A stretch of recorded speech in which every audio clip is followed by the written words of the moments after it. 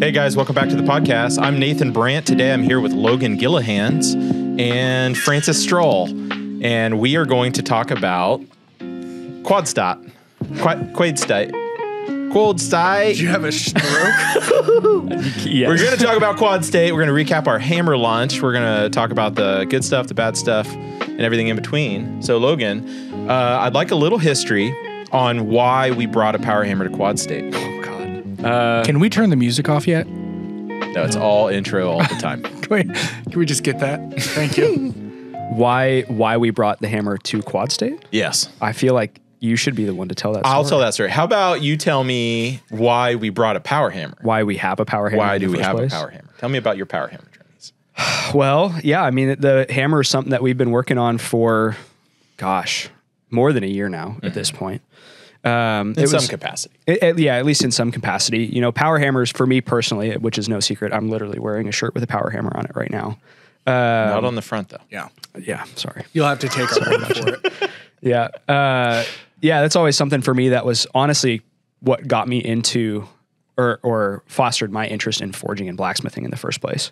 My background being in engineering and stock removal, knife making, and more of the machinist approach to that side of things. I didn't really have an interest in actually working hot material until I learned what a power hammer actually was. And was like, yeah, that looks like a ton of fun. That's something that I would like to participate in.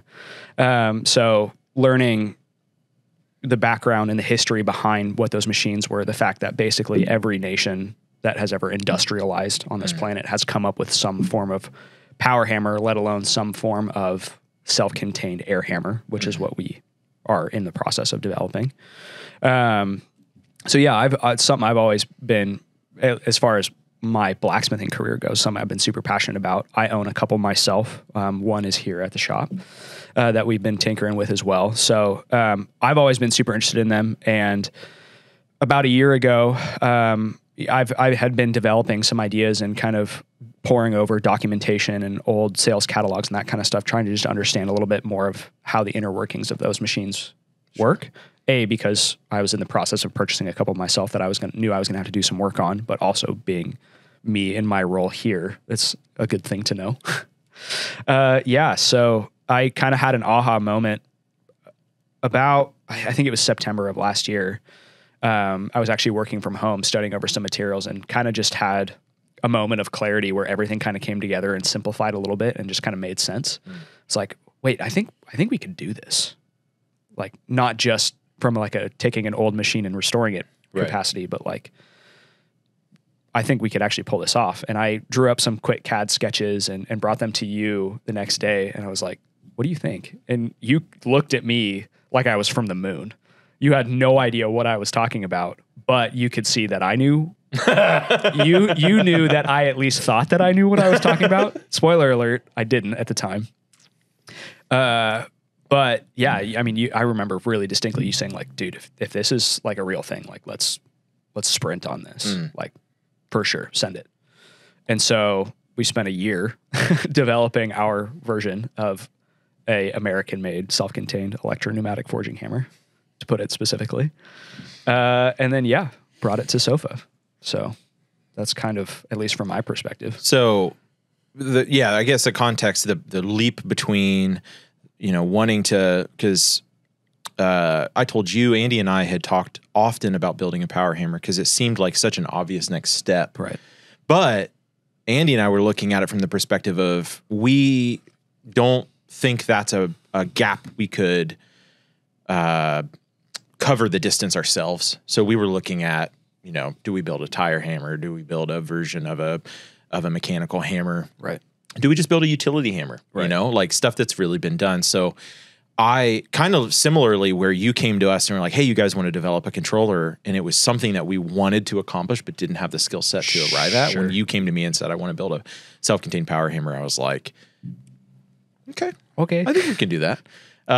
So it was really meaningful for us to bring, if we were able to, get the hammer ready in time for Quadstate, because it was the 8-year anniversary for when Andy and I had brought our first press to Quadstate SOFA. And so, I told you we had loaded up the same truck that Andy and I just a few years before had been taking presses to SOFA on. And it was just like, kind of a sentimental moment for me personally, gassing up and took a picture, and it was like, God, like I took this same picture just a few years ago, when Andy and I were doing this. So it was just such a nice stepping stone of attempting to do something different, to keep pushing the needle, to keep putting our hand to the plow, so to speak. And, when we got to Quadstate, we did we had been trying to stir up some drama and excitement before some anticipation. We dropped some teasers. I think is the way to some say teasers, that. and then we get to Sofa and we do the live stream. And so right before we left, we had tightened a bunch of stuff on the hammer, and we go to use it, and we're like, oh no, did we break something? And instantaneously, Evan was just going to film us and just show us trying to figure out, like, did we do something wrong? Welcome to our launch live stream where we figure out why our machine isn't working. And, but what was super fun was we really brought it to the show because that's our people. Yeah. And I knew that we weren't bringing the buttoned up, prepackaged, didn't ready even to have go a cover version on the back. It doesn't have a cover on the back. We wanted to show people, like, this is how we went about designing this. This was the path to today that we've had to walk through. And it's Lao Tzu, right? And he says the journey of 1,000 miles or 10,000 miles or whatever it is begins with one step. I read that in a coffee shop yesterday. It was so good. Millie thought it was hilarious. Didn't expect a Lao Tzu quote. I know. Yeah, I've been keeping that in my back pocket for 12 hours. So, Get it. A long time. Get it. Yeah, we wanted to get in front of the people. My biggest desire for Quadstate was to have people like Andrew Larson, Mark Lane, Kurt Fehrenbach, anybody else who showed? I mean, Chris everyone. Cash, anybody that has, for any period of Matthew Harris, Steve from Moonshine. Get some people on the hammer that they could say, hey, I've run this hammer and it's similar to that hammer in these ways. But, Derek Melton came up and I was like, oh, your treadle feels a little bit. Could you and sure, adjust the linkage and tuning it a little bit on the fly. Absolutely. So it was so important to me because that's exactly what we did with our press. We went to Quadstate 2015 and we were like, hey, this is what we did. Well, you weren't launching a company at Quadstate. You brought a press because you guys made a press. Right. And you wanted to show the press. Great picture right there. Look, I'm a little 8-year-old, or she's now an 8-year-old. Little baby there. She's just hanging out. And so we were like, hey, this is cool. And we sold one at that show and, coming to Quadstate this year. And that was the first sale of our company. And we that started the ball rolling. So I knew if we could get the community talking about it, and giving us feedback on what they want, what they like, what they don't like, that would be the most inviting way I could think of to bring the community into what we're trying to do. And I think that happened. Yeah. I think we had such an amazing response where people like, hey, I love this, I hate this, but the fact that you guys are here is a milestone occasion for our whole community. Yeah. Because nobody has been able to, it's not that nobody's tried, it's just nobody's had the ability to actually do this. Yeah, the idea was so foreign for people that they were walking by saying like, oh, you guys restored a hammer. Or where'd you import that from? Yeah, where'd you guys get that Dave from? Hammer came over, it's like, oh, where'd you guys import this from? This looks pretty good. And we were like, no, we built this. And it was like, oh! Yeah, that's what's happening? Sorry, just throw that in there? It's just Steve. Oh, yeah, so many people were just, it took a couple sentences for them to realize that what they were looking at. What they were looking at. Oh, you guys made it. What, somebody sells a kit now? Yeah. No, we made it. It was pretty astonishing to me that people didn't know that it was even fathomable. Like they just didn't understand. Well, and it seems like such a huge hurdle to jump. Yeah. As a layman. Sure. Looking at a piece of equipment. And that's one of the reasons I was like, dude, I'm totally fine going with the back cover off because I think it seems a little bit more understandable and approachable if people can just look at the mechanisms. For sure. Yeah. For sure. And there's nuance there too. That's a lot. Right. So much. And that's the biggest thing for me is, and you kind of touched on this, is like none of this stuff is new. Right. This is a design that's been around for 150 years. Yeah, at least. In some varying way, shape, or form. Right. Like I said earlier, like every industrial country has done some version of this machine. I especially make no claims to innovating anything on this. Like, it was just our version of execution. We were taking theory and applying it. Right. And, you know, I think when we launched those teasers and when we were, especially when we were thinking through them, like, we were getting a little stoked on our own hype, for lack of better terms. And like, the teasers turned out really sweet. Thank you to Evan for very dramatic, making stellar teasers. Can we make a shirt that says "Stoked on our own hype"? Stoked on our own hype. Sure. I'm about that phrase specifically. We'll 2 or 3 of them. The teasers were awesome, but I think that when we were making those, we were in a very like product launch mentality. Yeah. And I think that where we landed at SOFA, which would have been a more healthy approach, is like, hey, this isn't ready for prime time. Mm-hmm. This isn't us like Apple releasing their new whatever with their, you know, keynote event or whatever. This isn't a big like product drop, or this is us basically just sharing publicly what we've been working on in top secret for the last year, which is that we're pursuing this. Sure. We think that there's enough heritage behind an American-made, self-contained power hammer that it's worth doing. It is worth doing. Yeah. And I think when we got it to the point where we were like, all right, we're taking it, we're going to do it, and we're going to see where the chips land, and we got it there, and people were like, oh yeah, that's pretty cool, it's pretty cool. And it was like the longer that people used it, you know, Kurt came up on the second day and he was like, what'd you guys fix on this last night? We're like, yeah, we made it so much better, right? Mm-hmm. And there was added a good night's sleep to I was up till 4 a.m. But as it wore in and things that, you know, tolerances on the guide system, I think, especially, were everything was wearing into itself. It really started to become a useful tool. And what I realized was, you know, I've been only forging with presses for the last 10 years. Yeah. You have more time on our hammer than any other power hammer. Yeah. So I was like, wow, it really does these little other operations that were so annoying to do on a press. Right. Like drawing or getting the material just where you want it. The first thing Andrew Larson did within 10 minutes of us having it off the back of the truck is he took a piece of 3/4 inch round and drew it down to like maybe a 3/16 tenon. Right. And him and then being him, it was perfect. Yeah. But like, that's what a power hammer does, is it works like, a big 3B or a huge like Massey or drop hammer. You can move massive amounts of material with it.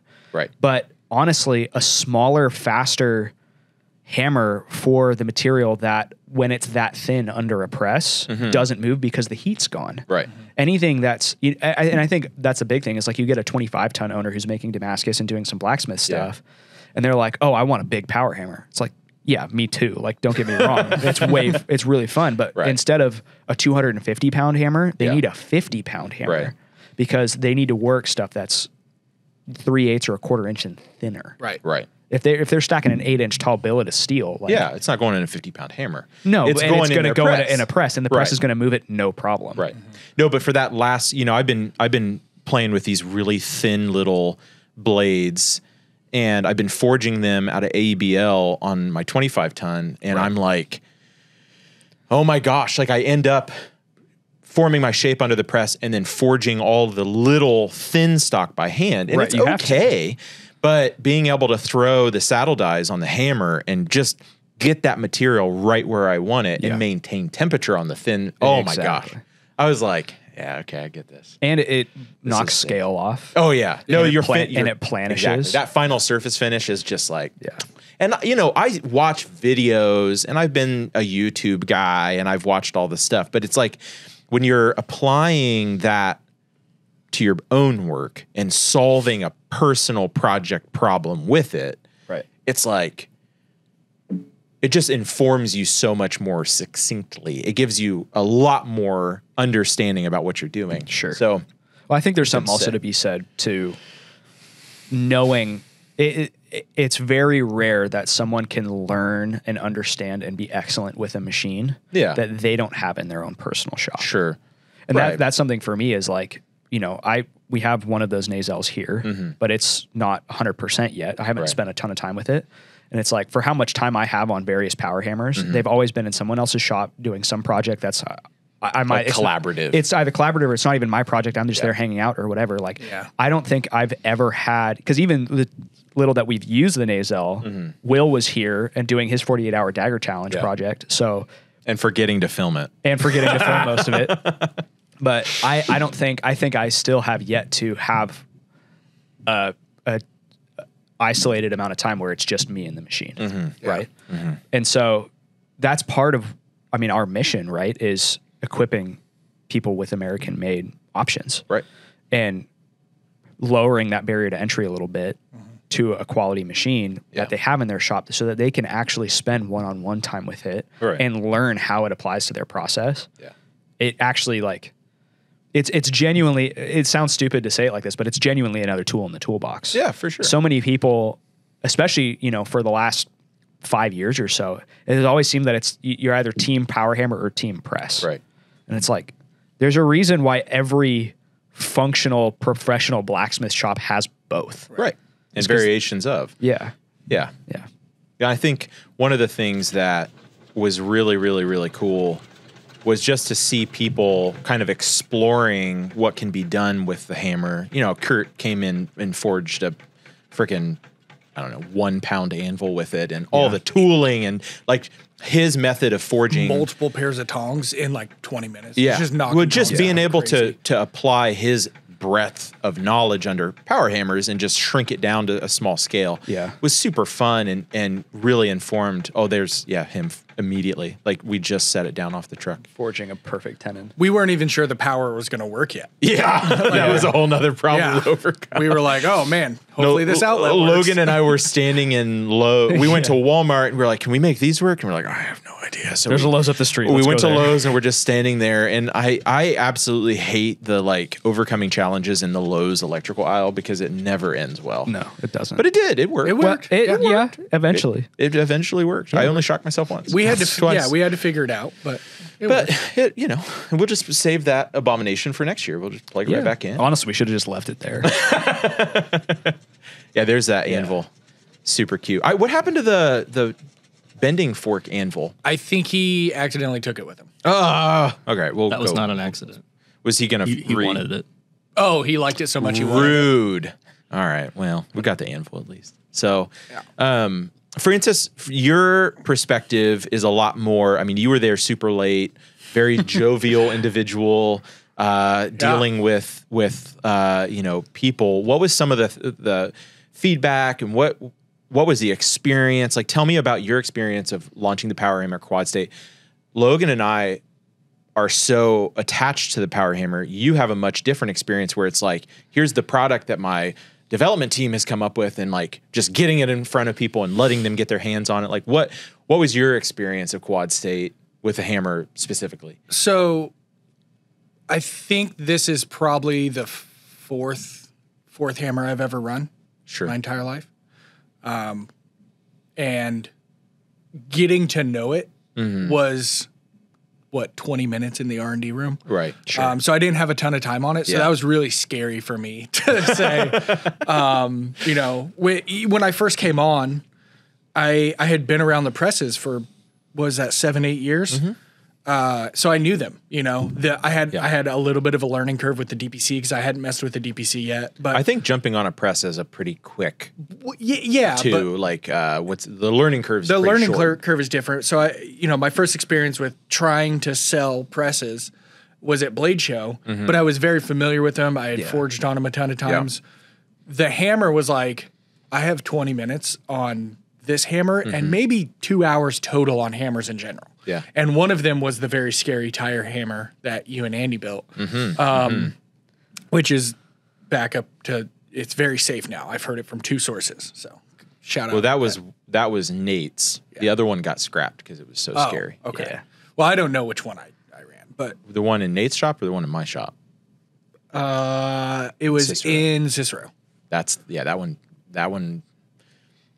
Good riddance. Yeah. It's gone. Okay. It's gone. So anywho, unsalvageable. I don't have a ton of time on hammers, so now I have to like start telling people about them. And I am not part of the R&D team, and I am not I don't know any of the technicals, but sometimes I'll be a sounding board for Logan. So I know a little bit of the like, oh, this does that. This, this is how this works. Sure. But I'm also notorious for hearing 10% and giving it 100. So I was in the gaps, as they say. Right. Yeah. I feel like, well, that's my job. I came out of sales and I have to hear A and B and also know X, Y, and Z. Yeah. So I'm used to that, and it's not good nature here, but it's always worked for me in my previous retail. roles. Yeah. So it's a really hard habit to break. So I was really afraid that I was going to do that again, because it's genuinely something I've been trying to like, well, I don't know the answer to that, but I know the answer to all these other things. Sure. It would make sense that would work, but let me get clarification first. Yeah. And I was really afraid I was going to fall back into that habit, talking to 50, 60 people, and not wanting to constantly be like, well, Logan, hey Nathan, like I wanted to be confident in what I was doing. So that was really scary.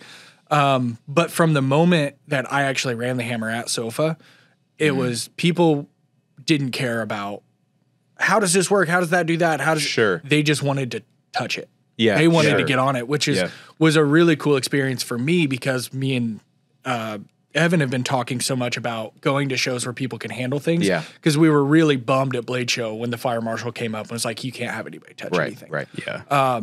In fact, Josh Weston, we had to get him a pass that said Cole Ironworks for him to do his to do his demo. Do his demo. Yeah. Because the fire marshal legitimately was like, I'm going to check. I'm just going to stand here and watch. And he did for most of the time. And he was super cool. He was interested. It wasn't him being a jerk. It was just him doing his job. Yeah. Right. But, which I understand. For sure. Exactly. But it was so much cooler to be able to be like, oh, yeah, you want to run it? Here. This is hot. Just do it. Right. So I had a really great time doing that. After you guys left at, 5 or 6 Friday, we had a few people out that were running it, and we had a good time. But Saturday night was the night that, like, after Kurt did the anvil, that's when everybody wanted to run it. And everybody got a chance to put their hands on it. So I had a really good time specifically with the hammer release, because it was so inclusive and people got to actually run it and say like, oh, this reminds me of my 25-pound Little Giant, or this reminds me of this, or this reminds me of that, like you said. Yeah. And they would give me the feedback of, it feels kind of weird in this stage. Yeah. I can't do this thing that I'm trying to do. Yeah. Which, based off of my very little time on hammers, and you guys can all call me out if you want, but I think the biggest difference I see between presses and hammers that isn't the obvious, I like presses on big stuff, hammers on small stuff. It's, you can walk up to any press and it might take you 2 heats to really get the feel of the press. Sure. Yeah. A hammer takes a while. Yeah. And our 37-pound will be very different from the 37-pound that somebody gets. Maybe not very different, but even model to model to model, like they're all going to be the 1C. Right. You'll have to spend 10, 20 minutes getting used to that machine. Oh, They'll all have a different Derek feel. Melton commented on that immediately when he came. He was like, it took me about 6 months of using his Anyang 33 that he had to learn, because he's like, you got to listen to the compression stroke and kind of know when to get the strike out of it. And once I got that feedback, I was like, oh, that's so different than my experience with presses. Right. And so that then, every hammer that I've ever run is like learning a whole new machine. Well, and to be fair, you're talking about the kind of the nuances of the techniques that you can do with the power hammer, like specifically with a single blow. Right. Like Derek was talking about a single blow, which on an Anyang 33 is very hard to do because it hits so fast. Right. And we've been perpetually slowing our hammer down because we're noticing that as we do that, it's actually hitting harder and it becomes a little bit more controllable in that sense. Versus like a tire hammer, getting a single blow, or any mechanical hammer for that matter, getting a single blow is a totally different ballgame because they're variable speed, when not you're dealing variable with a clutch, and sometimes a clutch and a brake where you can snap it down and then put it right back into position. Right. So depending on the condition of the hammer, because if it's a clapped out Little Giant, like I had one of those, versus if it's a fully restored with a strap brake and all that kind of stuff, you'll have very different behaviors. Beaudries versus Little Giants versus Fairbanks or like Bradleys, all that kind of stuff. Yeah. They even have different approaches to the way the mechanics are done, which results in some different very behaviors. significantly. Yeah, that's exactly what I'm saying, is that each style, right? So you have your Bradley, your Little Giant, you have your pneumatic stuff. All those it's like learning a whole new machine. Right. But even inside of those machines, I feel like variations. There's little variations there where like I can run a Cole and then I can run an Anyang, and they're gonna have two different feels, which is what you're talking about. Yeah, totally. Because of how they're a lot faster. Well, and it's how they're made. It's how they're valved. Like there's no blueprint to, hey, this is how you do this. Right. So everyone has to figure it out for themselves, and the results in different applications. So you go look at a Nazel, and they're very, very controllable. That's what they're known for. They're really reliable, but the way that they're built, the hammers are physically much larger than they need to be because the rams are hollow. I don't think a lot of people realize that. But that's where how they get their control versus you compare that to a Chambersburg that is way heavier in ram weight for its physical stature, and it hits like a freight train, but also on the light end, it hits every other blow. It does like a tippy tap thing unless it's perfectly tuned. And so each manufacturer will have different quirks and behaviors. And that's kind of the stuff where, like we were talking about earlier, where initially we were really hyped on our hammer with the teasers and stuff, and we shifted our mentality towards we're just excited to get this in front of people and start getting real feedback from it. Well, I think because we recognize that, frankly, it wasn't quite ready for prime time in the sense of like, I think that's this how is perfect. We've always faced any type of feedback we have. Jeff, who's a good friend of the company, has stayed a good friend of the company because you guys went to Quadstate and you said, hey, tear this machine apart. Tell me what's wrong with it. And he said that he never, he'll just say, yeah, that's a good machine. He never will give anybody feedback, but you said tear this machine apart and then you pulled out your notebook. Yeah, physically, because he had really good advice. Because his advice was like, hey, you should use this kind of electrical box because it'll be safe for this application. This is what we use in industry. This is how OSHA would like to see your hydraulic lights run on the back of the machine. Because initially our valving was on the front of the machine. Yeah. This is on the old presses. And he's like, run it on the back. Everything's covered. Like think about your operator's safety in this way. And I was just like a sponge. Yeah. But I think that's how we've always faced.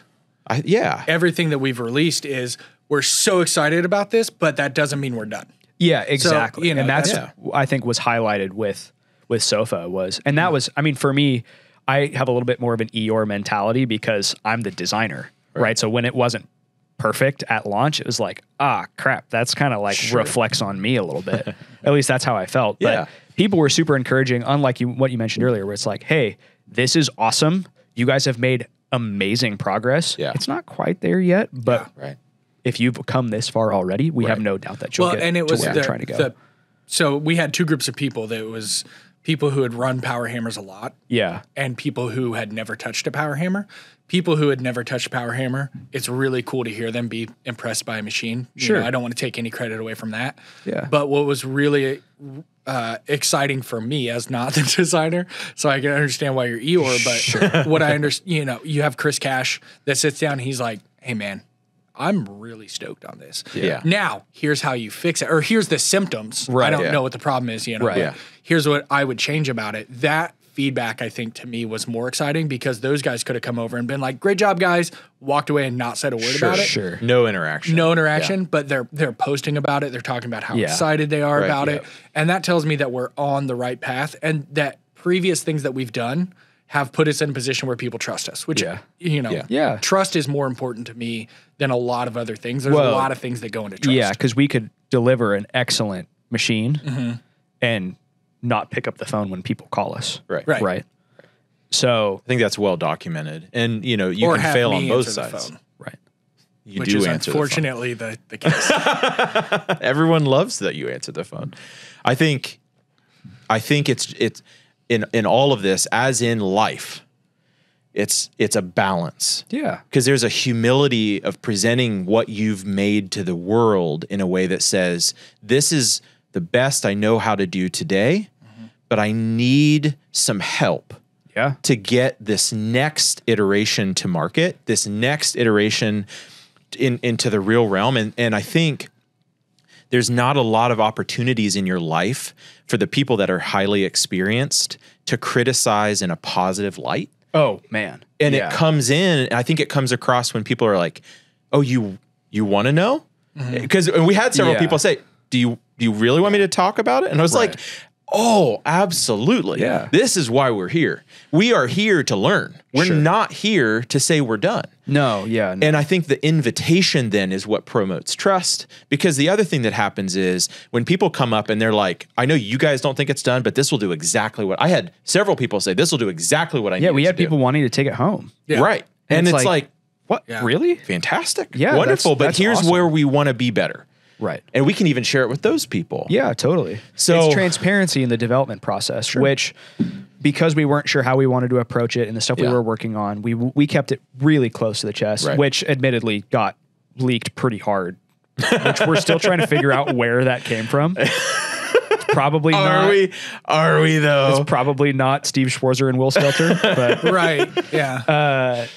Yeah, you know, I think that you reach a point where the documentation or the transparency in the development and the humility of saying this isn't done yet is like you're saying, it's more beneficial than just like product drop, mic drop. Yeah, man. I mean, I would have loved to mic drop the product launch and say, we fixed it. We're perfect. We're great. Right. And you know what? I'm glad that who we are as individuals and our belief in why we do what we do is not concentrated on forming our own personal identity. Yeah. So we can walk into that situation and say, hey, this is the best I know how to make, but it doesn't identify me as a person because I get my identity from other things. Yeah. And then that opens the door for conversation, improvement, learning, experiencing these things together. Yeah. For lack of a better term, it puts people on our team. Yeah, for sure. Yeah. Right. So like you guys have been saying, like shout out to Chris Cash for sure. Because he pulled me aside and in the most loving way I've ever experienced, told us that hammer was a piece of junk. Yeah. Well, but that wasn't what he was saying. Welcome to Chris Cash. Right. It wasn't what he was saying. He was saying like, dude, like this isn't done. And he was not shy about, he's not exactly, doesn't really beat around the bush on anything. He was very clear in saying like, this isn't it. But you guys have something here. Oh, for sure. And you'll get there. Well, I think the fact... And that's what he was stoked about. Looking backwards, too, 3 months ago, that hammer was two cylinders clamped to an I-beam. Literally clamped. Literally clamped. To an I-beam. As we were working through the theory and gauging what we know against reality. Right. And, you know, we came up against enough obstacles where we said, we have to put this inside the frame and put a real ram on it because because you can't forge when the variables air cylinder were like, with we had this is hilarious. So we had the ram cylinder that was welded to a scrapped 16-ton slide assembly because it weighed exactly 25 pounds and 37 pounds with a T-die mounted into the slide. And it was just like it was just welded, like there was a nut that was welded to it that the cylinder screwed into. Like there was no guide system. It was just free. And then we were bumping it against a stump because we needed something. Yeah. We were trying to gauge like striking force from no guides, no anvil, no dies. Like, it just, you reached a point where it's like, I need to put this in something that, and you control these if variables. It does work, I can put a piece of hot steel under it and see how it actually works the steel. And that's why I think that you'll see our hammer is externally very polished. Oh yeah.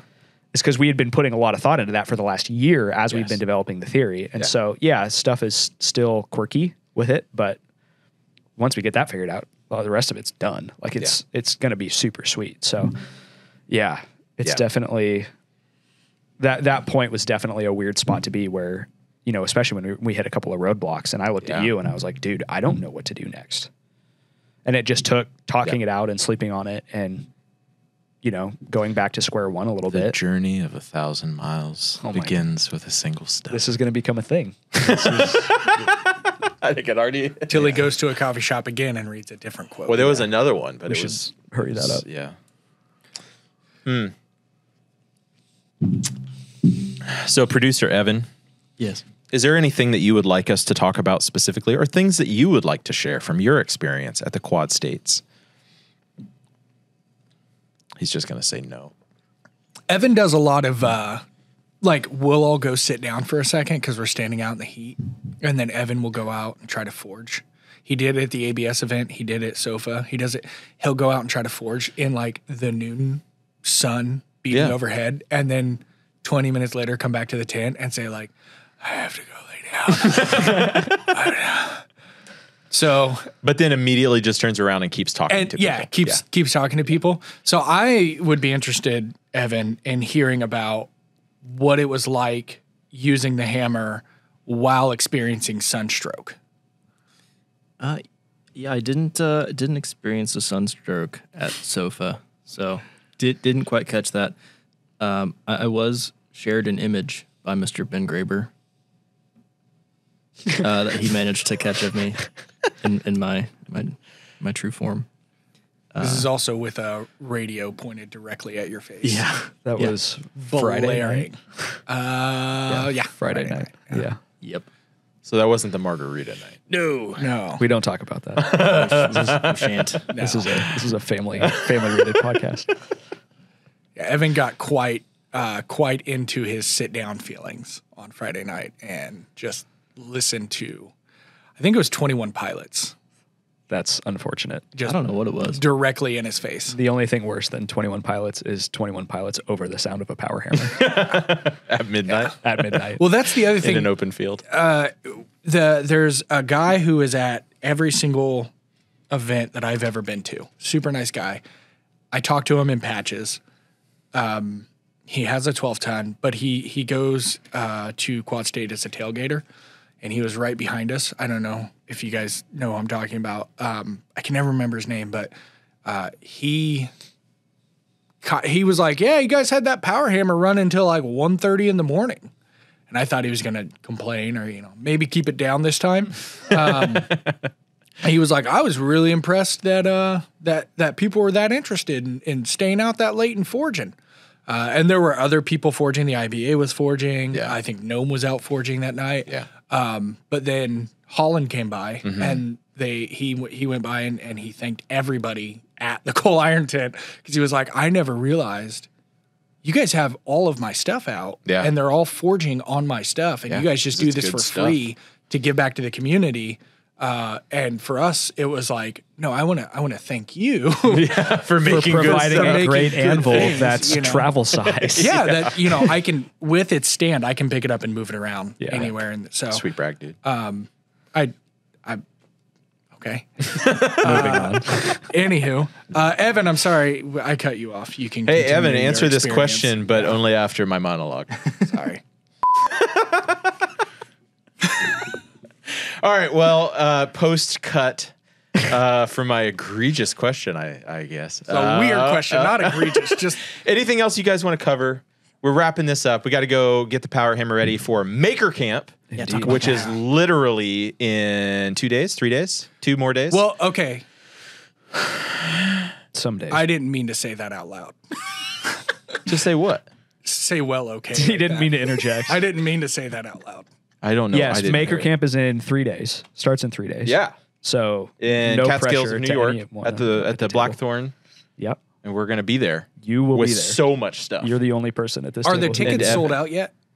There's no sold out tickets. I feel like they always talk about sold go out check. Tickets. Go to Catskills Maker Camp on the Googles. Producer Evan, will you check if the Maker Camp is sold out? It's going to be a party. Some of the famous people are going to be there. There's going to be fun people. There's going to be exciting things happening. It's an interesting differentiation. There's going to be some of the famous an event. It's going to be an event with a beginning, middle, and end. And the end. And there will hopefully be a power hammer there. And there will be a power hammer there. Tickets and are they available. Have tickets. There's a website. $23.99 seems very, very to $39. Very inexpensive for a wondrous event where you get to meet the likes of the Mamasi, the incredible guy, and Jimmy DiResta probably will be there with pizza. He was last year. Josh Prince is usually there. Oh, I'm really pumped on meeting Josh Prince. I'm yet to really meet bummed Josh. I'm not going all of a sudden. Well, did you meet him at Blade Show? Yeah. Josh and I talked quite a bit at Blade Show. I want to talk to him. Brian Housemade. Yes. I'm super pumped to meet him. The Broadbeck guys are going to be there, and then a lot of other people. And I've never been, so I'm really excited. Yeah, it's going to be a good time. We are also attending the Eric Hemker Hammerin in Detroit-ish, which used to just be detritus. Used to be a little bit smaller function, but he's trying to make it much larger. So we're going out to that. I love Detroit. He's in, I think, Farmland or Farmville. Right. One of the farm towns. The Henry Ford Armada Museum. Township. The Henry Ford Museum is in Detroit and is well worth the trip, completely exclusive of any other thing that you're attending. It's absolutely wondrous. Well, we're going to this as well. Can you? Yep. Quick shout out to that. We'll have an induction and a 12-ton with DPC there. Sick. Party hardy. All right, boys. Do we want to tease anything else? What we have coming up? Or should we just leave November out of this? So November, we're going to be launching. Are you teasing me? We're going to be launching. Got it. Launching a tall, lanky machine. Kinda, actually. Yeah. Yeah. Actually, you're not totally. So this is only to people that watch the podcast. We are going to be launching our H-frame press line. I'm just gonna boom. That drop we've it on been there. talking about for a very long time. Well, it's not as much of a secret as the power hammer. What I will say though is that all of the accompanying development that's taking place to launch this product has completely revamped the process of selling presses and giving guys the exact tool that they're looking for. Yeah. So I am super proud of you guys putting in all the work. You want a little sneak peek of that? Yeah, drop it like it's hot. Friggin' Give me a second. Keep talking. too much pressure. I'm really pumped. Not only is it going to offer a lot more die options, accessibility for the end user to make their own high accuracy dies, do all kinds of cool stuff like that. I'm pumped to take a 10 horsepower power pack and connect it to the double-sided 25-ton in my home shop and make it absolute Terrifying. Beast. Monstrosity. Indeed. Yeah.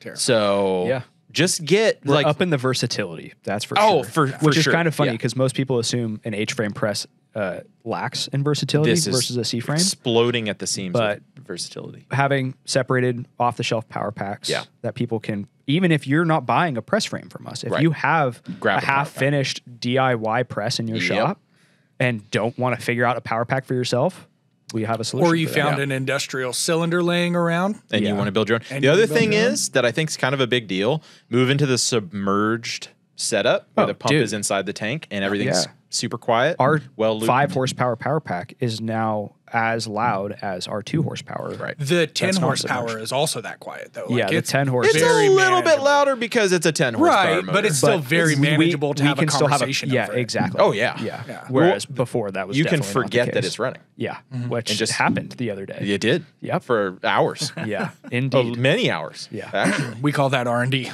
That is, We were looking at structural the integrity. old unintentional stress test. Yeah. Just jumping in both feet here. Freaking. Wow. Yeah, we kind of just pulled the stop out on that launch. Well, this is it's just a month this is just early. for the people that are gonna watch to the end of our podcast. Yeah. This is you are special people. You get some back end stuff here, some cutie stuff. So we're gonna be talking about how this we just more. talked about a brand new product, and Evan only showed stuff that we currently sell. You gotta wait. There's gotta not wait product to see pictures yet. I'm waiting for So, paint. That's fair. Anyway, guys, thank you so much for joining me today. Thank you for being a wonderful team of individuals pushing the plow together.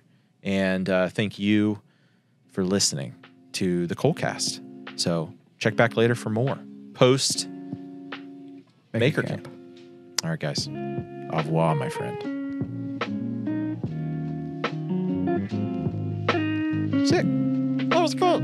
You guys did a great job. The intro and outro music is like, it makes me feel like we're famous. Makes me feel like we actually have a podcast. We do. We do actually. We have a do podcast. with 119 subscribers. Wow. You know what, man? Love on the 119. Yeah, sure. Gary Vee was just at a conference.